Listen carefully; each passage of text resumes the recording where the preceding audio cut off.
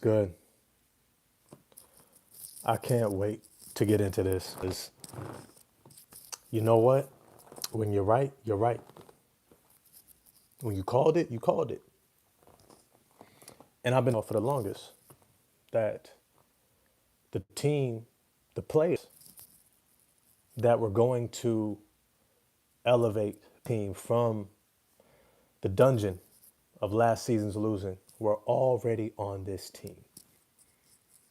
Everybody was like, no, we need to trade. We need Brandon Ingram. We need Zach Levine. We need, someone, so on and so forth. And I kept saying, man, you already got that squad. You already got the squad.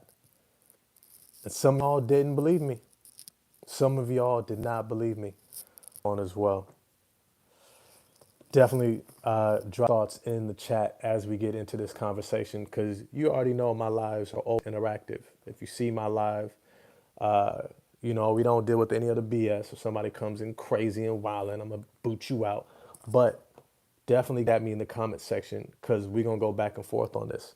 Just how many All-Stars are on this Detroit Pistons roster? How many? How many? Because I started thinking three, four. Then I thought about Ron Holland some more and I said five. I know it's kind of spoiler alert. I could see five. No cap. And I don't even think it's a overestimation. Let me know in the chat section how many All-Stars, future All-Stars, do we have on this current Pistons roster? Let me know what you think. I think what I want to do is kind of go through the five players that I see that could become future All-Stars, and I want to actually discuss that road to being an All-Star, how their talent gets maximized and put on a platform that allows them to be voted in to All-Stars. I only think maybe one or two of them, maybe only a few of them, are going to be like voted in by fans. But I think the Detroit Pistons could have five voted in, and a bunch of them by the players and the coaches, and the media who go, this dude is nice and deserves recognition. So put in the chat, how many players on this roster do you think can become future All-Stars? We already know Cade Cunningham. He's already there. He's already the All-Star. In fact, we got to start talking about Cade Cunningham as being All NBA. Shoot, if they get up to a number five seed, we're gonna have to start putting him into the MVP category. Look, I know Malik Beasley's having a six man of the year season, 100%. Cade Cunningham should be undoubtedly the most improved player. The jump that he's making, not just in terms of his what he's showing on the floor, but how that's translated to wins for this team, I think is absolutely unheard of. I don't think we've ever seen a team make this big of a jump. And it has to be said, it's been squarely on the shoulders of one Cade Cunningham. I know his team has done an excellent job. Jaden Ivey, before his injury, was balling out. He was going to be in competition for the most player. Jalen Duren has stepped up as of late. Asar Thompson has been big. But I want to go through these one at a time. How many players on this roster do you think can potentially become an all-star? Let me know in the chat section because this is an interactive live. Duren will definitely average a double. I think so too. I think he does for the rest of the season. And let's just start off with the obvious. The first player is Cade Cunningham. Cade Cunningham is completely, 100%, obviously a perpetual all-star. I think for the next 10 years. His game is going to age well. He's highly skilled. It's not built around explosiveness. Probably by the time he starts hitting 30, he can be a below the rim finisher, almost like a DeMar DeRozan type, and still average 25 to 30 points a game. That's how skilled Cade Cunningham is. And considering his post footwork, his post game, his finishing around the rim, Cade Cunningham is going to be an all-star for the next 10 plus seasons, at least. At least. At least. And as a matter of fact, I just did a spaces on my Twitter account. And I'll put that into the discussion, or what is it, the section at the bottom of the video once I post this. But it's to say that Cade Cunningham, if I'm honest with y'all, does he already clear Luka Doncic? I'm curious. What do you guys think? Does Cade Cunningham already clear Luka Doncic? I know we got 30 some, 40 some people in this chat. Hit that like button for me. Definitely subscribe. Does Cade Cunningham? Oh, you said no, huh? Why not? Why not? Because personally, personally, when I look at Cade's total package, his total game, not just the scoring. Like when I compare Luka's scoring and Cade Cunningham's scoring, if it's a video game, Luka's at like 99, Cade is at like 97. Maybe at the lowest 95. I don't think you can go lower than 95. Then when you think about intangibles, you think about leadership. I think Cade has Luka beat. Nah, not until he cleans up his finishing. You think Cade needs to clean up his finishing? You think Cade needs to clean up his finishing? Stop it. Defensively, of course. Cade doesn't have the IQ to manipulate a game and win the regular season or the playoffs. Look, I'm gonna be honest. You could say this about the playoffs. He hasn't proven anything yet. Luka has proven way more in the playoffs, way more. But I've seen Cade literally will this team to victories over Kevin Durant, over Anthony Edwards, over Jalen Brunson. He's checking off all stars. If you've watched this season, he has checked ours. And when I say he hasn't just beat them throughout the regular season, he's been the best player on the court. He's been the best player on the floor. I think Cade Cunningham, like I said, offensively compared to Luka, a 99 to a 97, a 95 at worst. At worst. The most, I would say, one of the things that Cade Cunningham still has to grow in, taking Luka over KD, no doubt. Yeah, for sure. For sure. He's a better scorer and better facilitator. Better facilitator? I don't know. Cade is averaging almost double-digit assists. Cade just gets the job done. He does. He does completely. Completely. I mean that's a great question in the chat. Who do you think is who would you take? Who would you take if you were starting a franchise? You're starting a franchise from scratch. Expansion draft. You got the Las Vegas team. And you could have Luka or Cade. You could have Luka or Cade Cunningham. Who would you choose? Because for me, to be honest, the reason why I put Cade over Luka is because of the intangibles. One, I think his leadership is by far better. His leadership, I think his teammates believe in him. You watch his demeanor, you watch his body language, you watch how he communicates. I think he always good ghost keeper, Cade, okay?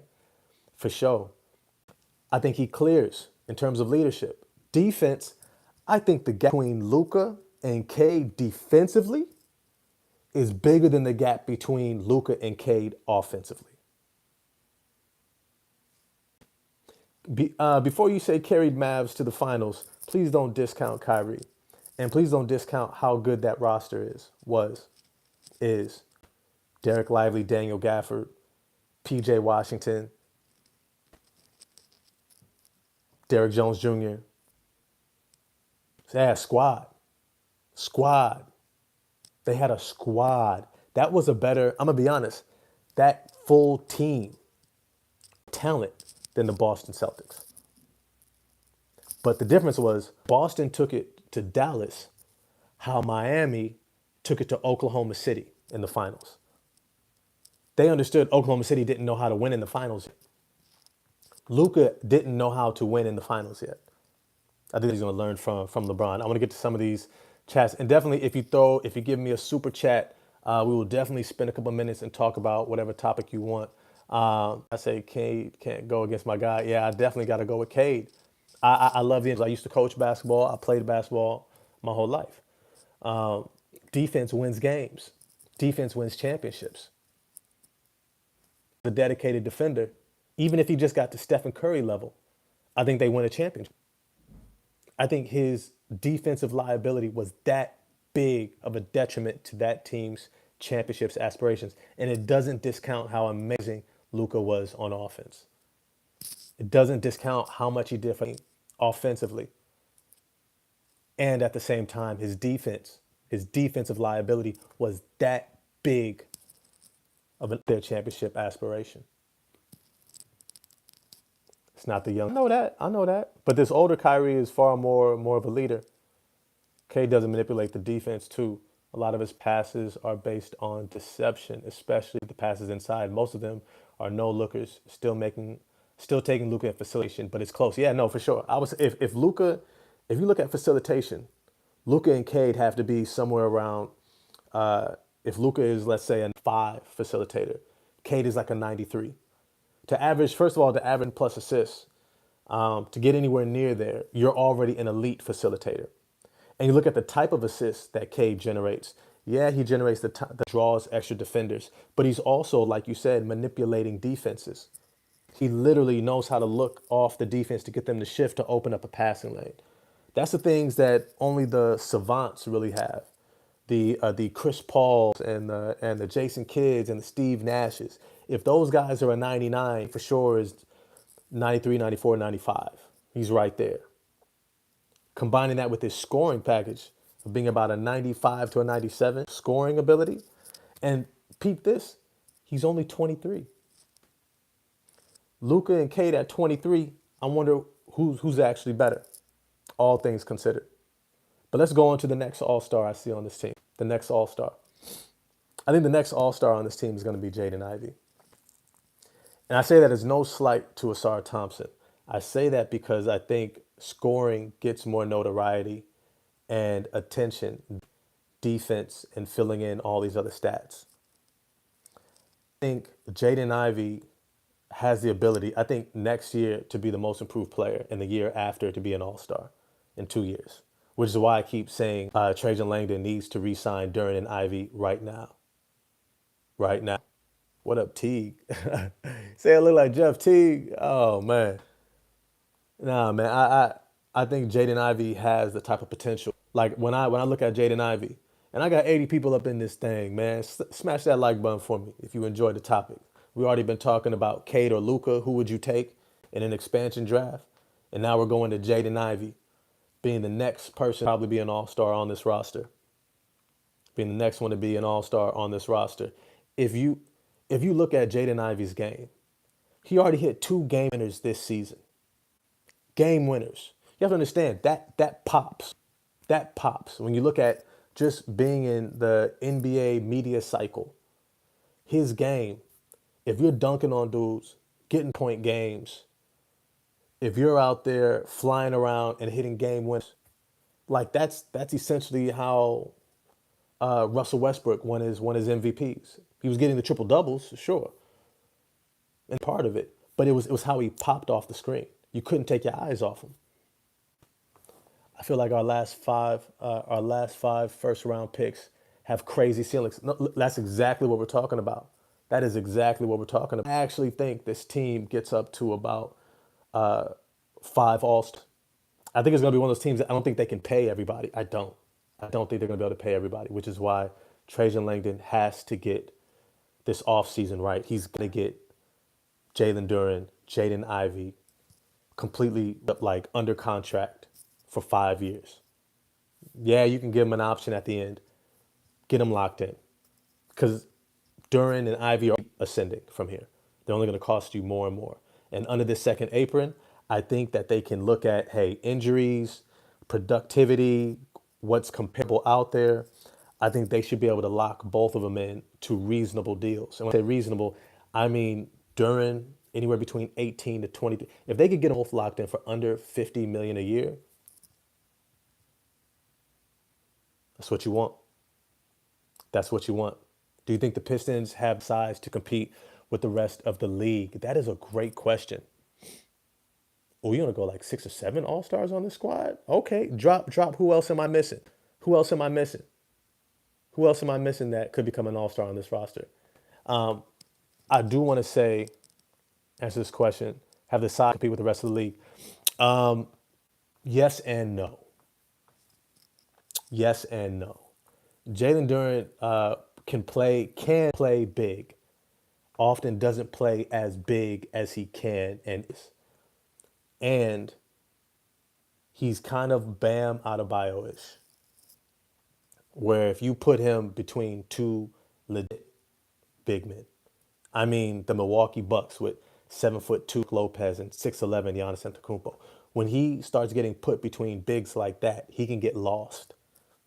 He can get just dwarfed and outsized. And so, but here's the thing: how much of the league has that? How much of the league has that? Cleveland, completely. 6'11" Jarrett Allen, 7 feet, 7 foot, 7'1" Evan Mobley. Okay, Jalen Duren is going to get dwarfed a lot of times. I think that was why Troy Weaver was trying to experiment with playing Duren and Stewart together, and playing James Wiseman out there, trying to get some more size on this because he saw the landscape, especially within his own division, especially within his own division. You got 7 foot Vucevic or 6'11" Vucevic. If they were to have another 6'10", 11 guy, it would create another issue, especially that's within, especially within the division. So that's a great question. Is this team big enough to compete with the rest of the league? I think with most of the league, 90% of the league, yes. And then there's that few. Then there's those few that they end up looking small against, which is why, and at the end of this, I'm going to talk about some free agency stuff and some potential offseason moves to bring some more size in. I really like Jabari Smith Jr., and as somebody threw out before, Santi Aldama, but that's for later, a little Easter egg. I think Jaden Ivey makes the All-Star game in 2 years. I think he would have made it next year if he hadn't gotten hurt this year. But I think next year he's going to be kind of catching up to speed in around low 20s points per game, most improved player. His game pops. He's going to continue to be that dude in terms of a legit second option, game-winning shots, who can make game-winning shots. He did that with and without Cade against the Raptors, against the Sacramento Kings. He can be the guy. And that's huge when you have a superstar like Cade. And I think it is time to start talking about Cade Cunningham as a superstar. He's not just a star, a perennial all-star player. I think those guys, are really good. You can have a lot of guys who are consistently all-stars. But a superstar is someone who can go toe-to-toe with another superstar. Like if they were to, let's say, face the Lakers, right? And Luka is going off, Cade would be right there with him.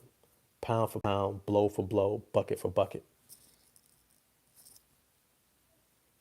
He's literally scoring back to back. It doesn't matter who you put him against.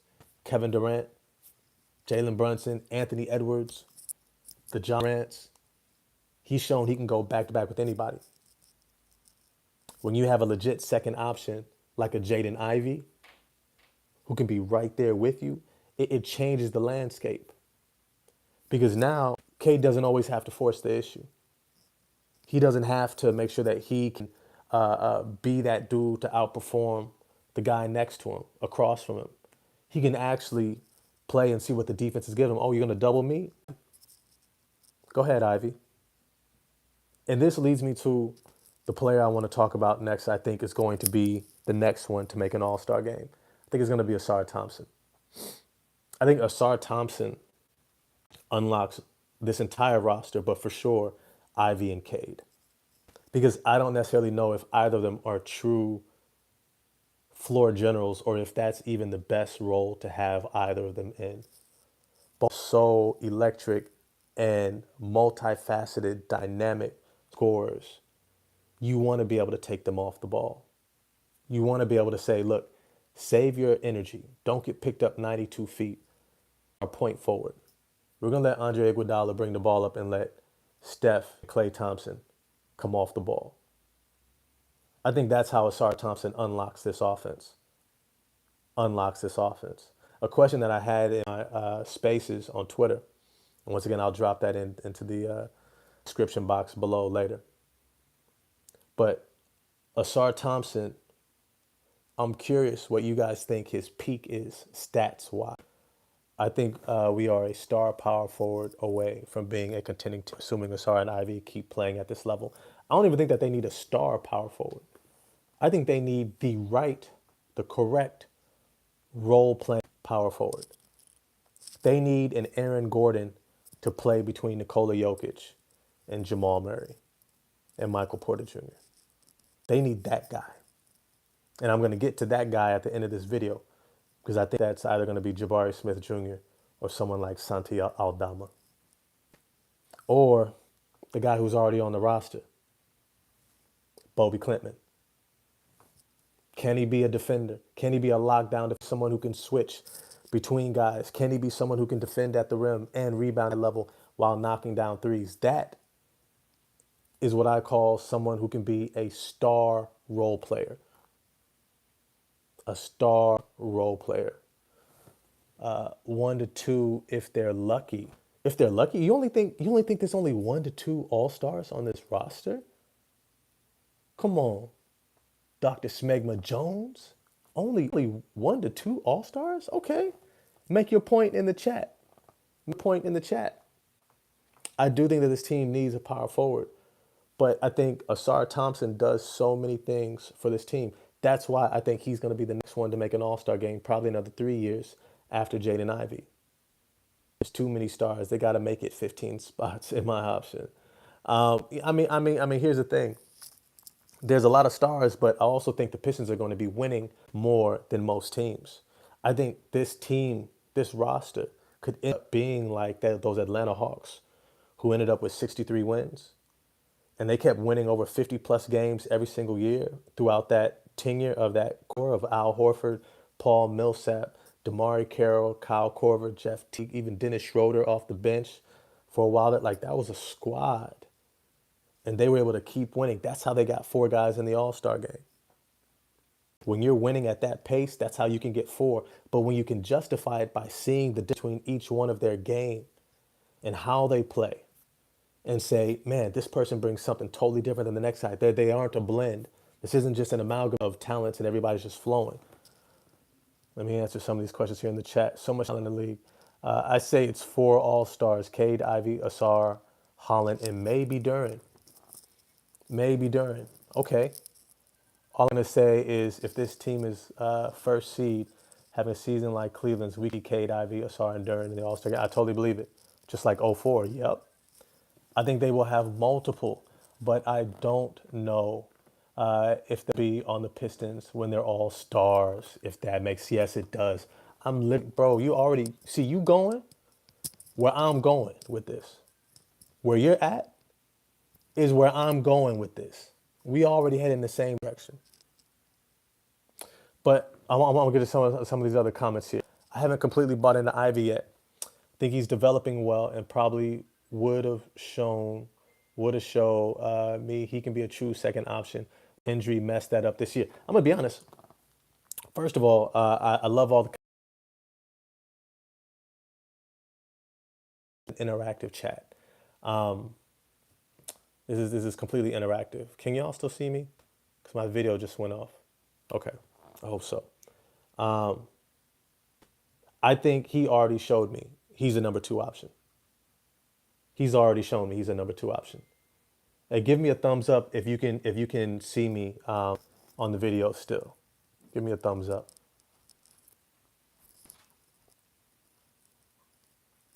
Let me get a thumbs up if you can still see me on the video.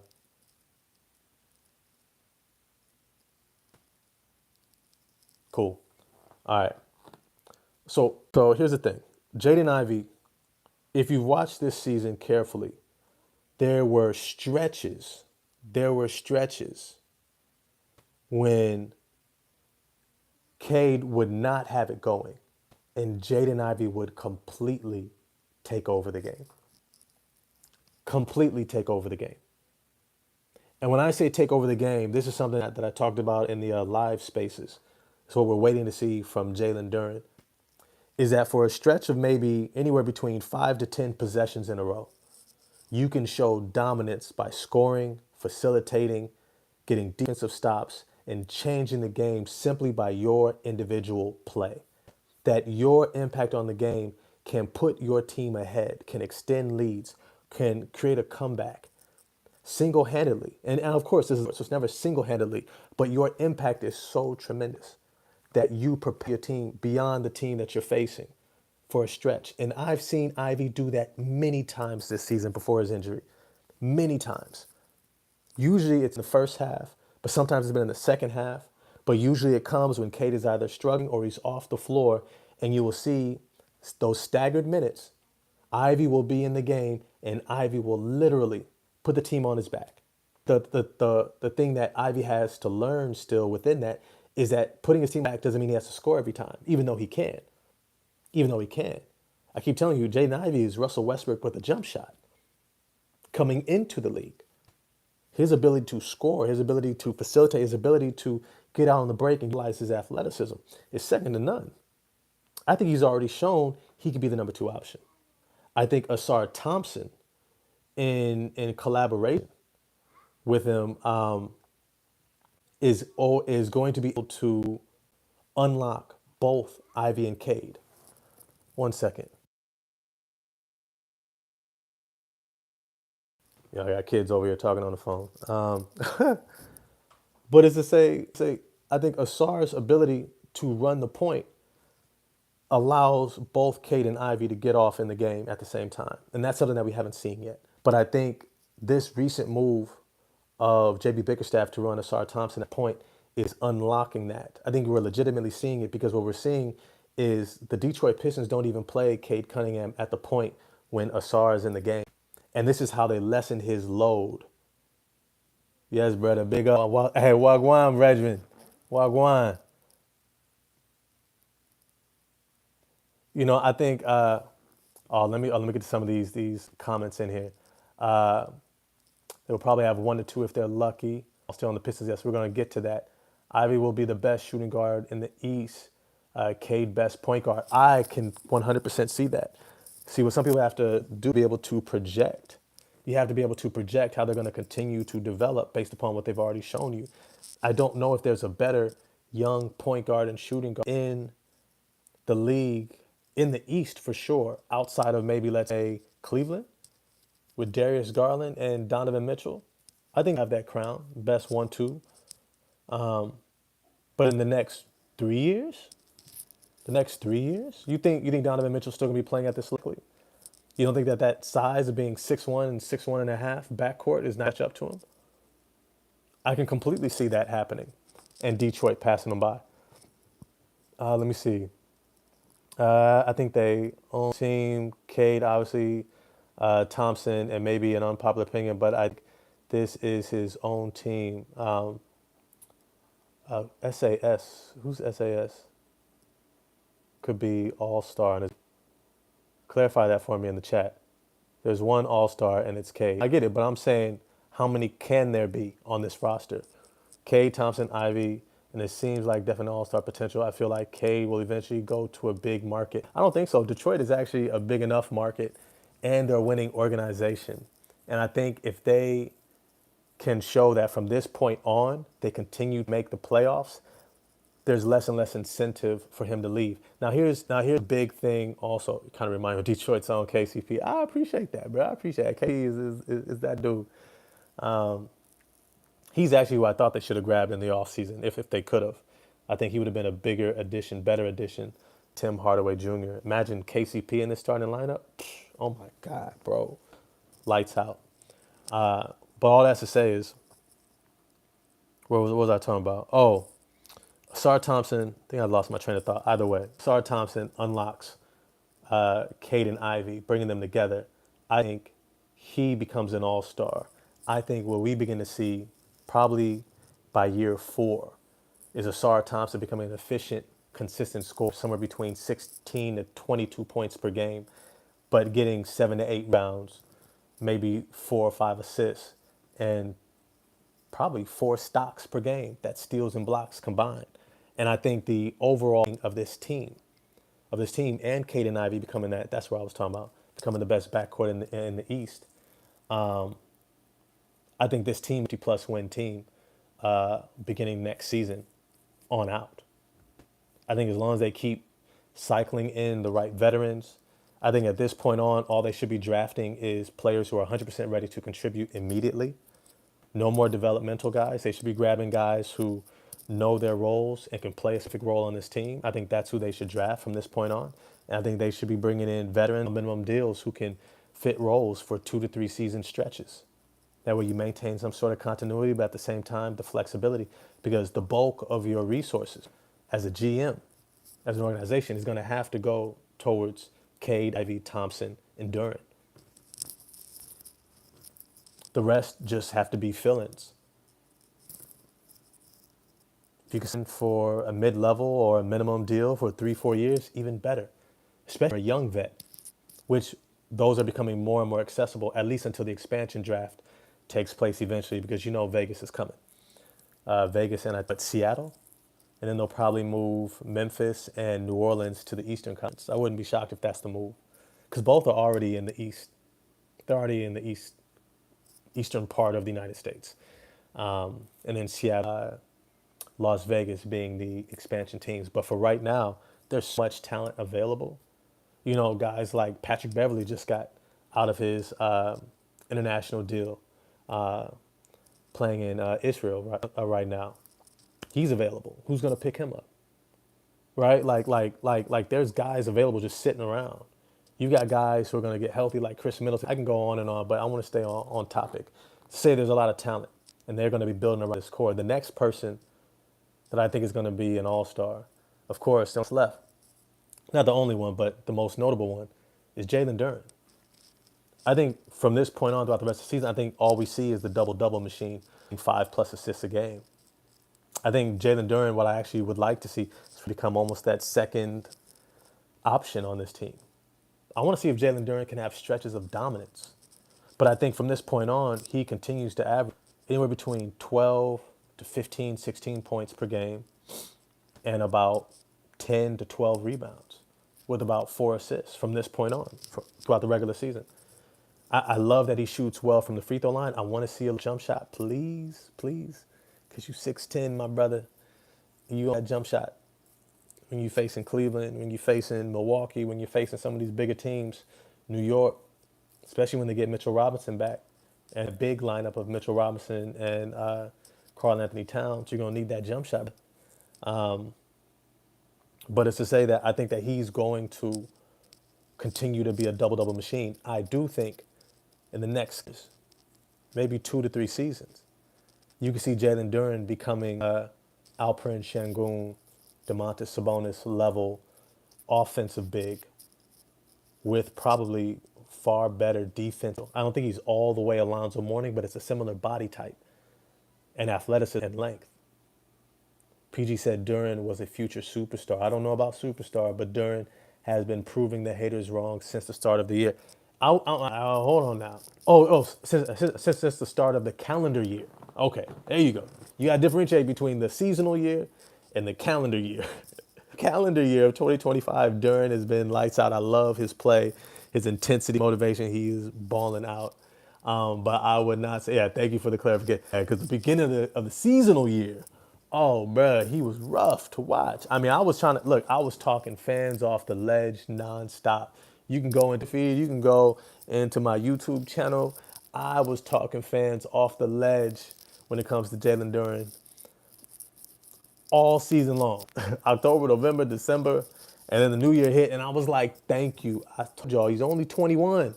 He's still learning, bro. He's still learning.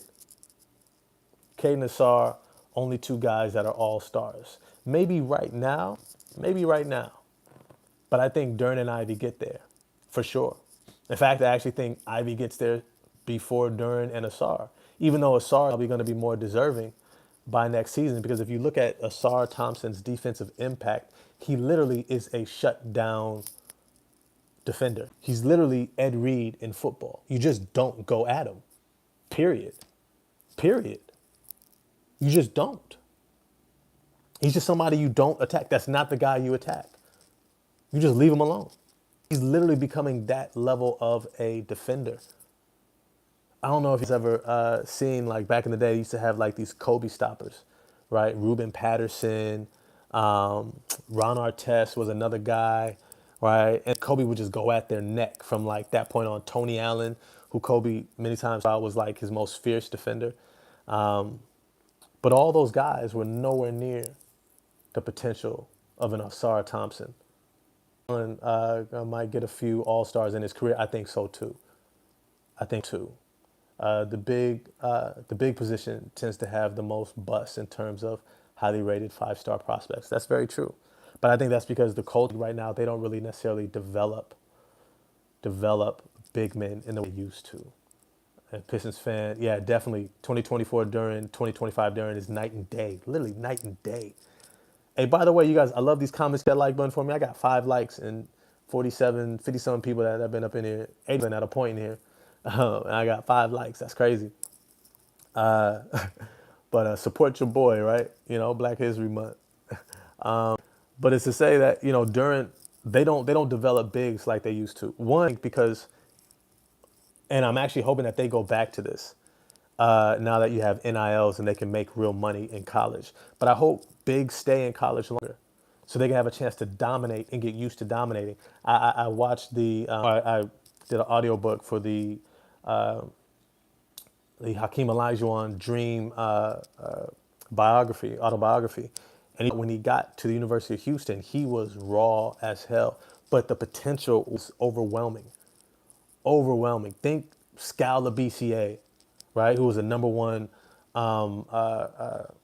draft, one prospect of his high school class with Ben Simmons, Brandon Ingram, a bunch of them, right? He goes to Kentucky, only stays 1 year. I get it. He needed to get the bag. But imagine if he could have been making $1 million already and stayed in a couple years and refined his game. You see, I'm a huge believer in that, especially big men who are able to dominate in college, are able to dominate in the pros. I'm gonna get to your Troy Weaver question in a moment, for sure. I will, and I definitely respond to any of the questions you guys are putting there as well. But it's to say that you look at somebody like Nikola Jokic. If you follow here before he got to the NBA, he was winning MVPs in I believe it was the Adriatic League. He was the best player. He was dominating there. So when he came to the United States, he came to the NBA, he already had the mindset of understanding how to be a dominant player, how to be a most valuable player, how to be the leader of a team. He learned these things against lesser competition, but it gave him the mindset to bring that here. Zach Edey, I think, is going to be the next Yao Ming. I call Zach Edey Groot. I am Groot. All right, I call him the big tree throughout the throughout the Rising Stars challenge, but I call him Groot. I call him the big Groot. I think he's gonna be the next Yao Ming. His skill level for that size, his touch, his physicality, his length, his mobility, his athleticism, but most importantly, he's already proven he can dominate. Winning Player of the Year in the NCAA, getting to the championship game. He carried that team. He knows the mentality of being that dude. I think he's going to be the next Yao Ming. It's fitting. It's fitting that he's an international player. Now let me get to some of these questions really quick. Do you think us Pistons fans owe Troy Weaver an apology for how much talent he's drafted on the team? Hell yes. And let me just make this clear. I've already been making this point in spaces and on my Twitter account. I may do a video, who knows. Some of you all think it's really simple what takes place in the NBA. I used to be an NBA coach, so I studied all this stuff in my undergrad, kinesiology, taking sociology of sport, the business side of sports, how much money is flowing through. Most fans have no idea why we get shocked when the Milwaukee Bucks sells for $2 billion. They're like, oh, they haven't, they're not even winning that much, and oh, it's just the Milwaukee Bucks, a low team, and yet it's worth billions of dollars. Those billions of dollars are an indication of actually how much that team is worth. So some of the moves that are made behind the scenes, whether you're winning or not, have little to do with basketball and many times a lot to do with the business. All that's to say is that sometimes owners who make a lot of money, it's hard to not feel yourself. For some owners, it's not an ownership group. You're not necessarily focused on the business side of winning. Sometimes it's just about you. It's about your ego. Tom Gore hiring Monty Williams against Weaver's advice was 100% about Tom Gore. It wasn't about the fans, it wasn't about the team. It was about him and his ego. I think he owes the fans an apology. He made a decision that was the wrong decision. And it cost this team a full year of development. A full year. Imagine if Cade, Ivy, and Asar Thompson and Jalen Duren had been starting together since last season, all last year.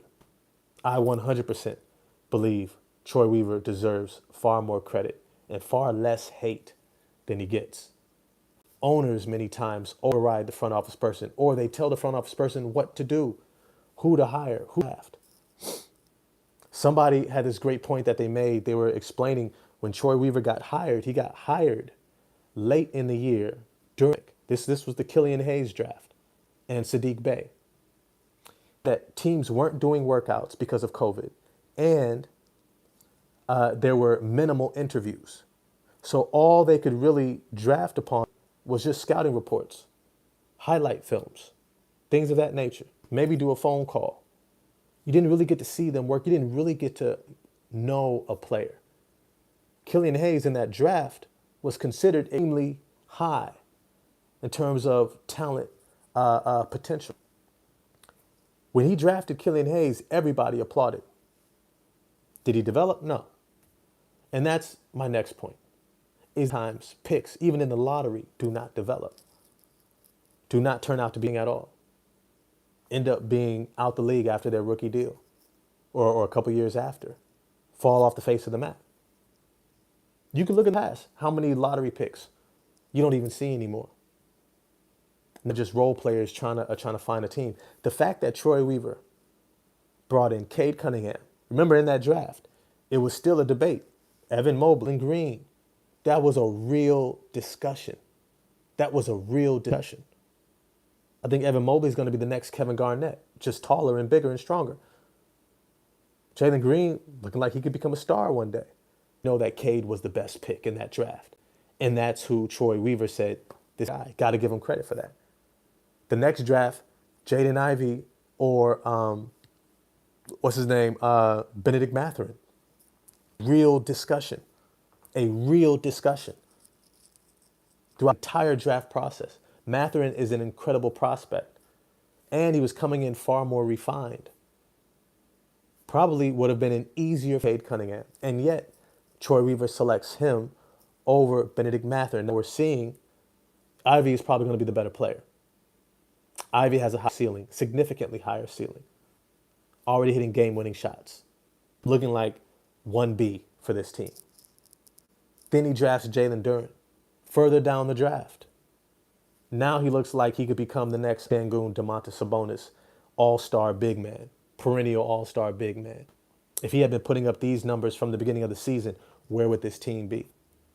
Imagine if next year he's starting off at 15 and 11, 4 or 5 assists a game, and blocking a shot. Right? So you got to give him credit for these things. Troy Weaver deserves credit. He deserves far less hate because some of the moves that we fault him for is in terms of the coaching and even the draft. Now, here's the other thing. Here's the other thing about this team. Ron Holland, we all know he played a major part in selecting Ron Holland because he put his finger on him first. And then when Trajan Langdon came and he did his homework, he agreed and was yes, and then they drafted him. But Montes Buzelis, who looks like a good pick still, he got a lot of attention, right? There's other guys who were there as well. Their guy. They selected their guy. And Clinton, I think he's going to be really good as well. Troy Weaver deserves the credit for what he did. Now, here's the thing some of y'all get frustrated on, and I don't even understand this. Some of y'all are upset at moves that are of very, very little consequence if you haven't done what he already did, which was get that core for the future. If Cade Cunningham, Jaden Ivey, Jalen Duren, Asar Thompson. Oh, and I didn't talk about, I didn't even mention the Asar Thompson draft that Troy Weaver selected Asar. If y'all recall, I wanted Jarris Walker in that draft. That's what I wanted. I wanted Jarris Walker. And I ended up saying, you know what, we're just going to go with, I'm going to trust what Troy Weaver brings in. And I started looking into Asar Thompson and being like, oh, shoot. And then I seen him in Summer League and I was like, oh, damn. Oh, damn. Asar Thompson might be him. Might be him. Here's the thing, y'all. It's easy to just act like it's that simple. when you're talking about second round picks, when you're talking about getting these fringe assets, not those things tend to be of very little consequence if you haven't done what Troy Weaver already did. Now, if you want to complain about not getting more second round pick assets and making moves and salary cap, look, man, salary cap space didn't mean nothing because didn't nobody really want to come to Detroit when they were one of the worst teams in the league for the past 2-3 years. Some of y'all mad at the record. A lot of that was the veterans they brought in just couldn't stay healthy. If I keep it 100 with you, if I keep it a band with you, if those veterans, if Bojan Bogdanovic had been healthy the whole time, Monty Morris was healthy the whole time, if Joe Harris was healthy the whole time, this team does not look how it looked the past couple of years.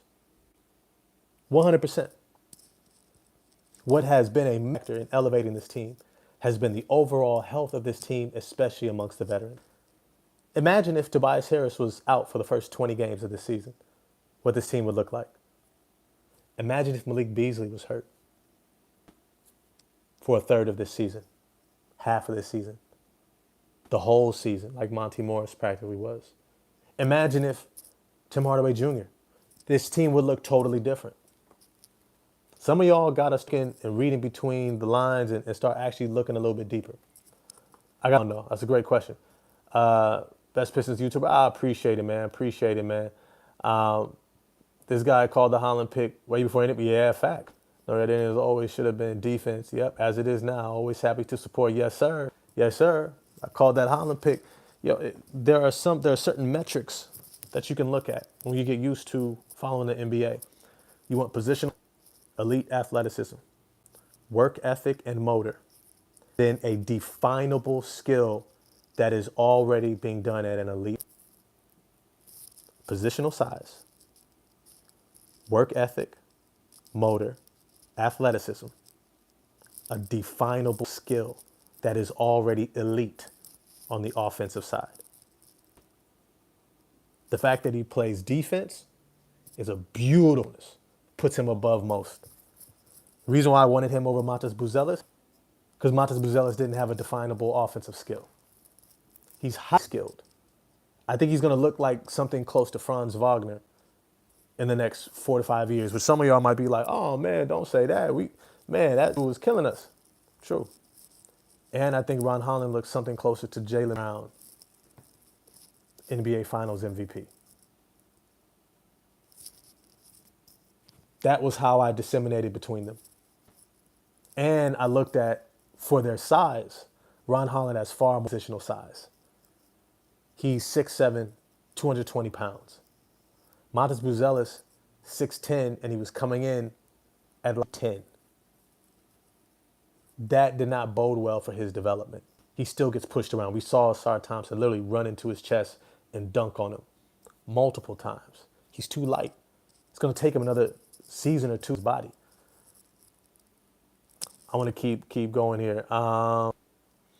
It's only Cade. Really? Really? Only Cade is the only All-Star? Really? I don't see that. Make your point in the chat.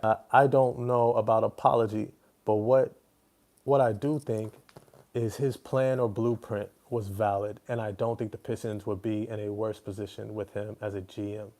No, truly. I think his strategy, Troy Weaver's strategy, was exactly what Trajan Langdon is following. Bring veteran supporting cast to support this core, and hope for the best with the health and buy-in of the team. You now have a core, you have buy-in, you have your coach, and you see them ascending. That is the blueprint. Draft the core. That's why Troy Weaver, I believe, is in Washington right now. Doing the same thing. Bilal Coulibaly, right? Their draft picks, Bub Carrington, and get the other cat's name that they just drafted. Looks great. And you got Alex Sarr, defensive-minded, right? Culture guys, hard workers, high IQ. There's a framework to this. And if they get Cooper Flagg or Dylan Harper, I expect Washington to be right back next year, exciting as hell. That Kevin Ollie hire instead of Monty Williams, what if is going to haunt me for the rest of my year? Yeah, Kevin Ollie, people don't realize he was an instrumental figure with the Overtime Elite program with Amin and Asar Thompson. So he would have been a great chemistry fit guy, and he was renowned for his development and his camaraderie with his players when he was coaching over at I believe it was Connecticut, UConn, where he played college ball. I think Kevin Ollie would have been a great hire. I don't think he's quite the mastermind in terms of offensive system and X's and O's as your staff is, but I do think he would have been something closer to what we see in Orlando with what's my man's name, the head coach for the Orlando Magic. I think Kevin Ollie would have been closer to that than JB Bickerstaff. So I do think this team would have been much further along if they had Kevin Ollie instead. I think Edie is a good and solid player, but the style of play isn't in his favor. Maybe 20 years ago. Actually, I'm gonna challenge you with that, Dr. Jones, Dr. Smegma Jones. I think the NBA is shifting, and when you see how many bigs that these teams have, whether it's Nikola Jokic, it's pretty much out the league health wise, but you still have Brooke Lopez, you still have Karl Anthony Towns with Mitchell Robinson, you still have Evan Mobley with Jared Allen, you still have these massive teams, you still have what's his name, Derek Lively and Daniel Gafford, you still have these teams that have all this size. You have to have a big man. And if your big man knows how to consistently finish and on and efficient, I think he's going to force Memphis into giving him more and more of a featured role.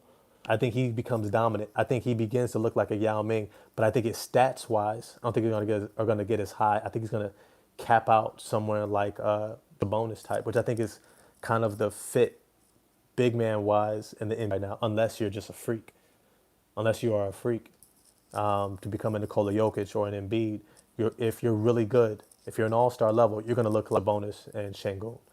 About 20 points a game, double-digit rebounds, high assists, facilitating to these scoring guards. I don't think anyone would have predicted how bad Monty would have been. Nobody did. I feel like he was too old school and stuck in his ways for this team completely. I think people also underestimated why DeAndre Ayton wasn't messing with him and didn't want to stay there. Why guys were like, I don't really like this coach for a while. I think he got ass in New Orleans because he had more of a veteran team. He had guys who went the game and he didn't have to coach as hard. He had a Drew Holiday, he had a Rajon Rondo, he had Anthony Davis, who was a phenom and far above his time. You had guys who knew how to play the game. Coaching young guys, I don't think was ever his thing. And Troy Weaver tried to tell Tom Gore that, and he ignored it, and that cost the team. What do your future starting lineup should be based on the current lineup? The future start, well, I mean, there's two different futures. There's a Tobias Harris timeline this season, next year, and then there's moving forward past that. I would not be shocked if we end up seeing a Cade, Ivy, Holland, Thompson, Duran closing lineup. I think the defensive of that is through the roof.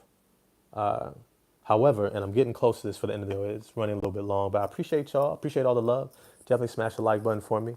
Subscribe to the channel if you haven't already. I think we see is there could be an opportunity for this team to get someone like a Jabari Smith Jr. And I think he could be the missing piece to make this a championship team. I think they're going to get there. He's the type of player that I want next to Jalen Duren because he's also 6'10". He also has a 7'3" wingspan. He is known for his defensive acumen, for being able to switch between positions 2 through.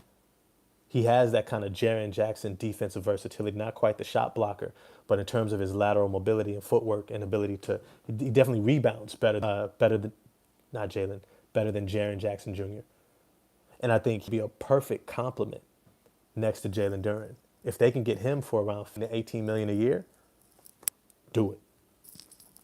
If they could get him for, I'd go as high as $22 million a year. They can get him for 22 or less. I would say do it. Because if he can grow with this team, remember, he's in Jaden Ivey's draft, but he's about a year younger than Ivy. So he's about 21 old, 22 years old, 21. I think he has the ability to really not just because of his defensive potential and his defensive IQ, but also his offensive versatility to be able to attack straight line drives, post up mismatches, and shoot from the wing from that perimeter. I think he opens up the floor while not giving away anything defensively, and I think that that pairing defensively, and Asar Thompson, and then a Jaden Ivey and Kate, right? Like this team now is big. So that type of future, I think, would be championship contender worthy.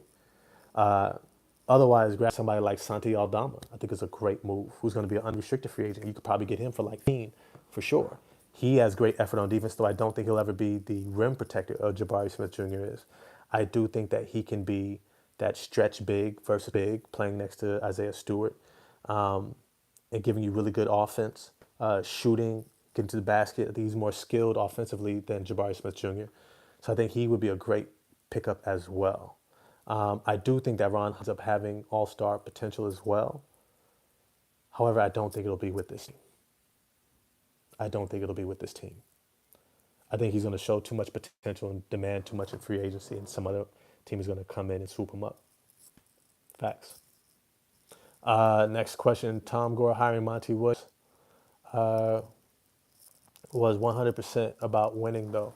Giving him a bag is definitely not a good business decision. Yeah, but about winning. Let me be clear, and I will acknowledge that. I do think Tom Gore made it with the best of intentions to win now. However, you have to trust the people who do this. If I'm running a business and I hire a chief financial officer and my financial officer says this is the move to make, I need to respect that unless I have some degree in finance. Here's the thing, Tom Gore does not have a degree in basketball. He ain't ever played in the NBA. I don't think he ever played college ball. I don't even think he probably ever played high school basketball. It's great that you love the game, but this isn't what you do. And you brought in a guy like Troy Weaver who was renowned. He does. He wasn't just an okay guy. He was renowned around the league. He does. You had Dwayne Casey, who was renowned, and these guys are saying this is not the guy. You have to trust the people you want you.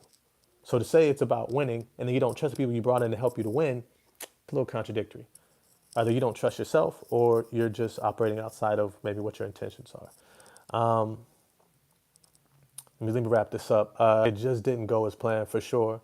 Cade, Ivy, Asar to be determined. Duran. I definitely think Duran reaches all-star potential, but I don't think as consistently. I think he'll have a good 3 to 5 year stretch in which he can be all-star.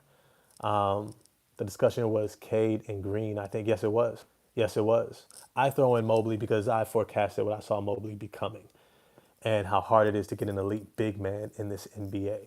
And that's why I thought he deserved consideration. I think Evan Mobley becomes the next Kevin Garnett, Tim Duncan hybrid type of center, big man. And he will be the next big thing for the next 10 years. But I still think Cade was the pick. Nothing but respect for Troy. He did an incredible job. Not his fault, Gores and Tellem kept sticking there, or I know, facts. And how they kept hiring their own coaches, Monty and coaches. Facts. It had to be said. Off topic, there's no doubt that the NBA is way talented now than before, but that shouldn't discredit the stars of the 2000s. Not at all. It was a great era because guys like Kobe were killing guys who are still killing it now. You know what? I don't know if that's a shot at LeBron, but the Kobe's, the Tracy McGrady's, the Allen Iversons, those guys. I can keep going. Jerry Stackhouse, Grant Hill. I can go through and through. It was an incredibly Vince Carter, Jason Richardson, slam dunk champs, Baron Davis. I mean, it was so much fun to watch in the 2000s. Those dudes competed.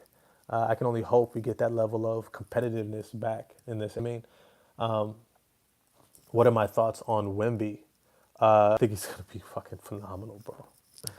He is going to be the next unicorn. He's going to be the next Kareem Abdul-Jabbar, Wilt Chamberlain, Shaq, LeBron. He's of that ilk.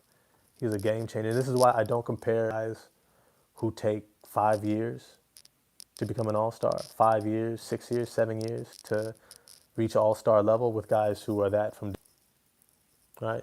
I will never put Nikola Jokic in the same breath as guys like Hakeem Olajuwon, Shaquille O'Neal, David Robinson, even Patrick Ewing. I think he gets swallowed up in that generation. I think he gets dwarfed. I think he gets beasted so much. I think he becomes different.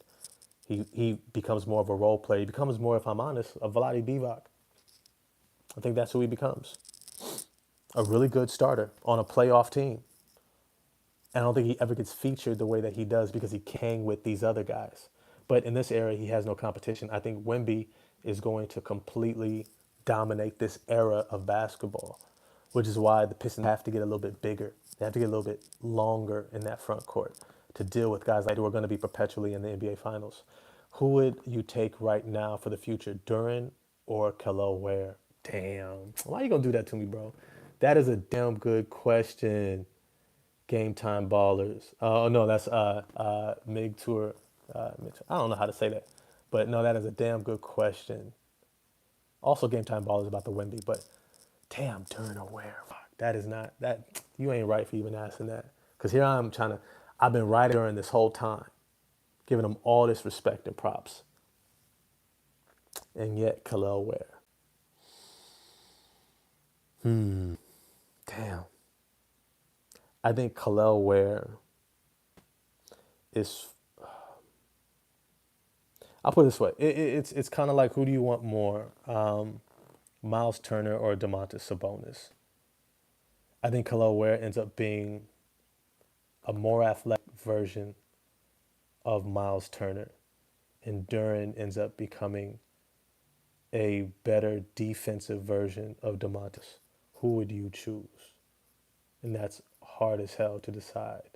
Though I do think Khalil Ware's height and length might prove a little bit more beneficial, but I think Duran's girth allows him to rebound at a higher level. No, that is a damn good question. And I appreciate it, but I don't appreciate you asking me, man, because that's going to be spinning in my head all day. Hey, big bro, did you see what that goofy pin said about Cade and on the player's choice? Nah, what'd he say? I thought this narrative that Cade don't play defense was gone. It's a lot of guys who don't watch, just comment. Yeah, there's a lot of people. You got to understand, you got to be able to decipher people who just don't watch.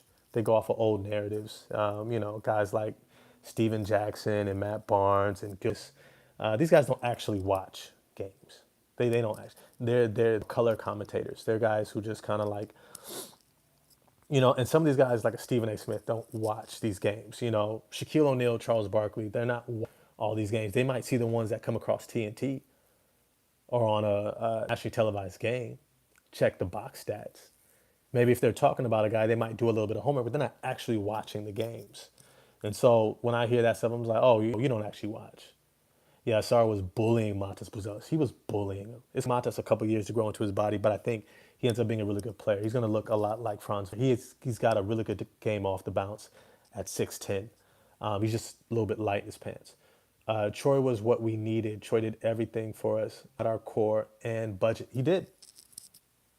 Got your budget under control, facilitated getting Blake Griffin and his contract out of there, Andre Drummond, Reggie Jackson, he got those contracts out. He tanked out, he got the guys in. Sadiq on the Wizards too. Yeah, I think Sadiq Bey is going to end up being a really good role player. I think he's going to be the type of player that a lot of teams are going to want to have. And on the deal that he's on, it's going to be it's team friendly. He's going to come back from his ACL next year. He's going to be great. He's going to be fine. Yeah, he's going to be just fine. Yo, is that Kawhi Leonard? I see you out there. I see you out there. I'm wrapping up this video, so your questions now. Washington going to be a good team in about 2 years, especially if they can unload Poole for some picks. I don't think anybody wants Poole's contract. Will give up picks for it. I think they let his contract play out, maybe deal it towards the end, or it becomes a part of another deal that people just need a contract. Poole would look a lot better on a playoff team that just needed him to come off the bench, like the Warriors. Yo, can you go to Silver Creek in San Jose, brother? I did go to Silver Creek High School in San Jose. Ronnie Lopez. When did you graduate, Ronnie? You know me from Silver Creek. Shout out San Jose. That's where I grew up. But I do think the Wizards are going to be really good in a couple of years. They're drafting the right guys. High IQ, high integrity, hardworking, high motor, defensive minded, long, athletic guys who are versatile. They are doing it right over there. Meant to say, oh, did you go to Silver Creek? Yeah, yeah, I did. Yeah, I did. Class of '02 age. I see Bobby jump in the lineup when Tobias go. Yeah, I think so too. If they don't bring in someone else to take his spot, but I think for sure Bobby Clinton ends up usurping what's his name, Simone Fontecchio, uh, in that bench lineup. Hopefully, he could do that before the end of the season. If Bubman can supplant Simone Fontecchio by the end of the season, it will bode well for his trajectory. If not, by next year. But if he hasn't supplanted Simone Fontecchio by the end of next season, that means that he's not really an NBA player, and that'll be a shame. He's got a lot of talent, and I think those two guys, Tobias Harris and Simone Fontecchio, are great veterans for him to learn from. But I would absolutely love Jabari Smith Jr. Hell yes. Hell yes. Jabari Smith Jr. Base take. Let me see. You think Tatum is over under rated? I think he's just about rated. He's extremely good. He's a great player. I just don't think he is a 1A. I don't think he's a 1A at all. I think he's a 1B or a 2A. I don't even necessarily think Jaylen Brown is a 1A. Like those guys, I don't think by themselves creates a contender. I don't think they could be the best player for a contender by themselves. Together, however, I think they have figured it out, and together, collectively, they can equal an amazing 1A player. Similar to the way like Chauncey Billups and Rip Hamilton work together offensively. If you have the collectively, you can become great. And I think that's how they make it work. But I think Jaylen Brown is more of that dude. Getting into your last questions, I think if Detroit focuses more on 3-and-D type players, it would be great for more spacing. You know what? I'm going to be honest. I don't think they need necessarily more spacing. I think they have a real amount of spacing. Cade Cunningham is going to be over 40%. Jaden Ivey was already over 40%. I think Asar Thompson gets to respectable. I think Tobias Harris gets closer to 40% from three. Tim Hardaway Jr. is already over 40% from three. And Malik Beasley. Marcus Sasser, I think, is going to be a really good shooter for them. I think Ron Holland gets to over 30-something percent. And then you also have Simone Fontecchio. Even if he's missing, he's still a dead-eye shooter that no one wants to leave open. So he still has that gravity. There's more than one way to create spacing. And you can do that by being a pick like Jalen Duren. Or you can do that by being a freak of nature, driving like a freight train down the paint and straight line drives like Asar Thompson, right? Each of these guys has gravity, create spacing on their own. I don't think they necessarily need more shooters, but I do think 3-and-D prototypical idea, though I would say in today's NBA, you want a well-rounded player more than you want. You'll take a guy who shoots a little bit less, but does a little bit more. Another, like I've been saying for a while, Quentin Grimes will mean far more than Tim Hardaway Jr., probably even Malik Beasley, if I'm honest, than those two, because he does so much more. He's a better rebounder, far better defender. He's a far better playmaker. He can facilitate, and he can knock down threes. And he's better at getting to the rim. And he's more switchable on defense. Like, he does far more. Malik Beasley and Tim Hardaway Jr., and I think that's becoming the new prototype. Getting a well-rounded player who can do a lot for you based upon your matchups, right? They can't be exploited as like Connaughton, where all you can do is shoot threes. Well, shoot, all I got to do is run you off the line, and now I ain't got to worry about you, right? You want a guy who's multifaceted. Think Dante DiVincenzo last year in the playoffs. I don't want to take too much time away from you from our video about how you became a Pistons fan. Yeah, whether it's a great memory or whatever it is, if fans want to hear it, you know what? I appreciate that. I will throw that up there. Because at my age, I've seen a lot of basketball and a lot of renditions of this team. I've seen a lot of renditions of this team. I have a very unique take when it comes to becoming a fan. I might do that. If y'all can't get Jabari Smith, I think Nikola Jovic can be a player Detroit gets long stretch for and has gotten much better defensively. But I'm going to be honest with you. I think Miami will let go of Bam Adebayo before they let go of Nikola Jovic. That's a hot take. But hey, I've had a lot of fun. Appreciate the response. Yeah, show. I've had a lot of fun on this video. I'm gonna do some more um, lives. Definitely like, subscribe, hit that bell for notifications. Definitely appreciate the live. It was a lot of fun. Detroit Pistons, man, they're looking nice this year. I'm gonna get at y'all next time. Get at your boy.